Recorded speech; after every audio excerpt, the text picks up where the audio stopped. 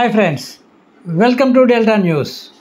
మే నెల నుండి నూతన రేషన్ కార్డులు ఇస్తామని పౌర సరఫరాల శాఖ మంత్రులు నాదెండ్ల మనోహర్ అన్నారు. మంగళవారం సచివాలయంలో ఏర్పాటు చేసిన విలేకరుల సమావేశంలో వివరాలు వెల్లడించారు. ప్రస్తుతం ఉన్న రేషన్ కార్డు సైజు తగ్గించి ఏటీఎం కార్డు సైజులో రేషన్ కార్డును తీసుకొస్తున్నట్లు చెప్పారు.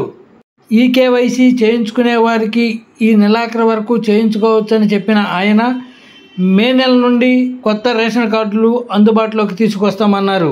ఆ సమయంలో కుటుంబ సభ్యుల యాడింగు, తొలగింపు, స్ప్లిట్ చేసుకునేందుకు అవకాశం ఉంటుందన్నారు.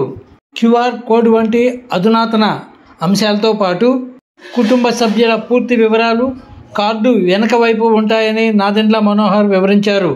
ఫ్రెండ్స్, లేటెస్ట్ న్యూస్ అప్డేట్స్ కోసం ఇప్పటివరకు మీరు మా ఛానల్ను సబ్స్క్రైబ్ చేసి ఉండకపోతే వెంటనే సబ్స్క్రైబ్ చేసుకోండి.